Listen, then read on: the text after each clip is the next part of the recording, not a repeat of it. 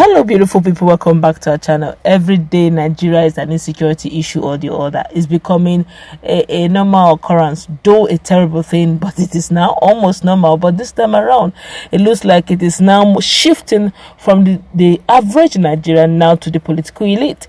But before we go into the newspaper to find out who again is in the radar and what these UGM are doing, we'd like you to subscribe to our channel by clicking on the red subscribe button. Beside it, you will see a bell notification icon. Please go ahead, click on it to get notified as soon as we update our channel on YouTube. Well, the governor of Ebonyi State, that's Engineer David Umahi, as of Tuesday escaped a near-death experience with unknown gunmen, that's UGM, when they stormed the site of the proposed Ebonyi International Airport after allegedly getting information that he might be visiting the place to inspect the level of work there. Well, according to News Express, it all gathered that the gunmen stormed the airport site at about 3:30 p.m. but missed their target as the governor failed to turn up. A highly placed source at the Ebonyi State Government House said that the heavily armed men came on 7 motorcycles and 2 vehicles. On getting to the site, they opened fire, but God averted their bullet from hitting the commissioner for infrastructure, that's infrastructural development, that's Engineer Fidelis Nweze, whom, on suspecting the movement of the motorcycles, ran to a nearby bush and took cover, leaving behind his SUV jeep. The government then broke into the SUV and made away with the commissioner's laptop, architectural plan documents, and money. They shot repeatedly into the air and took over the site for some time, waiting for the arrival of the governor, the source said. After waiting for some time, without the governor arriving, the armed men left the scene and invaded a nearby commercial bank at Onweke, close to Isa South Local Government Area headquarters, where they robbed, leaving 2 policemen dead, the source further revealed. Reacting to the incident, Special Assistant to the Governor on Media and Publicity, that's Mr. Francis Nweze, told Government House reporters that the attack was not directed at his principal. The attack sincerely is not that target. He's not saying that actually in sincerity that the attack was not meant for the governor.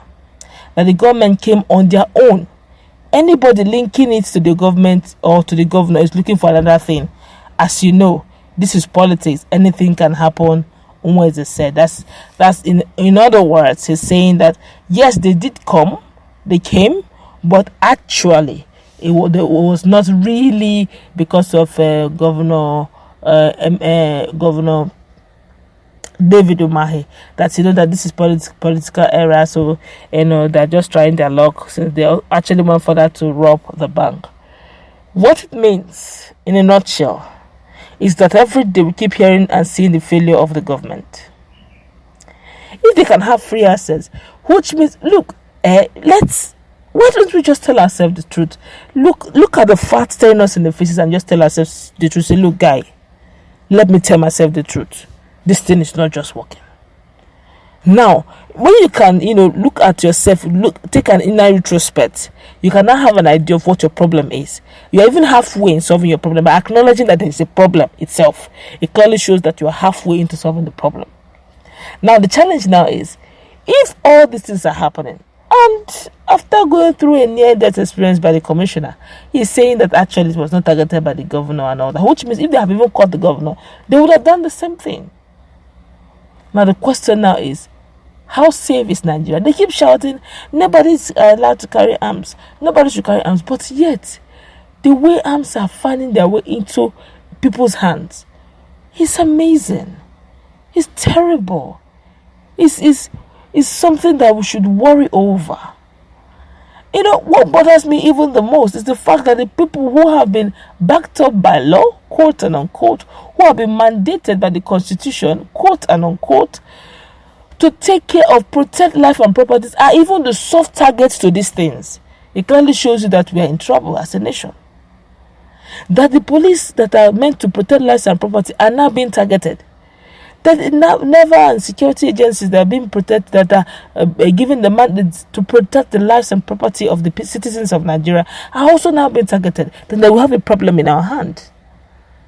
If our borders are so porous that foreign headsmen, foreign militias can find a way in with so much of so many ammunitions flowing through, and yet they will tell you that the contraband will ban the importation of rice. But other things are just find their way through. And every day we keep seeing the impact. Why are we, deceiving ourselves? Why are we living in denial? Why are we being hypocritical? Things are happening and we are looking at it and we are saying it's a lie, it is not happening. There's no day that passes by in Nigeria that you will not hear UGM, or you will not hear that somebody has been kidnapped or abducted, or you will not hear that somebody has been killed, or you will not hear that there's a mistake, a shootout, or you will not hear that they have. It's always one. When are we going to wake up and hear the good news? Oh God, why are we like this? At least some days back, Adeyemi Smart had to damn the consequences and said, no, there's no need playing politics and telling us as APC we are doing well. You just said it. Look, we are not doing well.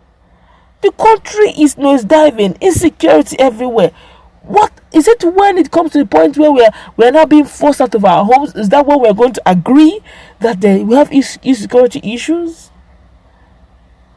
Everybody wakes up, even the governors now okay, we have formed Ebubago for the southeast, for Lagos, for southwest, we have the Amotekun, and now they even have a border, joint border network, security network that helps them watch over people entry and exit of their border states in southwest. And they're not joking. At least by the time those patrols team are at the border, at least to a great extent, it helps reduces it. They'll check your vehicles, check what you're carrying, and all that. And even if they want to say, okay, they can be compromised, they have CCTV camera planted everywhere for that purpose. Vigilantes are everywhere. All these are signs that the government are failing. You can't be having vigilantes everywhere. Are we in self-rule? In Senate claims, we have organizations, we have parastatals, and they guard their job functions very strictly. The funny part is that these are our leaders, they travel abroad, and they see these things, they like it, they want to stay there, and when they come back, they do opposite. And you expect that the citizens will be happy? Well, let's go wrap it up. Let's put in the comment section. You are seeing it. Just some hours ago, too, a senator was also almost ambushed, on his way from I think from Edo. He was traveling to Abuja with his escort. It was not a funny one. He's driving home. I guess when he gets to the house, he will mention it and they'll push as much as they can to pass a bit to that effect. Let's put in the comment section what's your take on what is going on. This is now a cross session. It's no longer in one particular region. Let's put in the comment section. Let's interact. What's your take?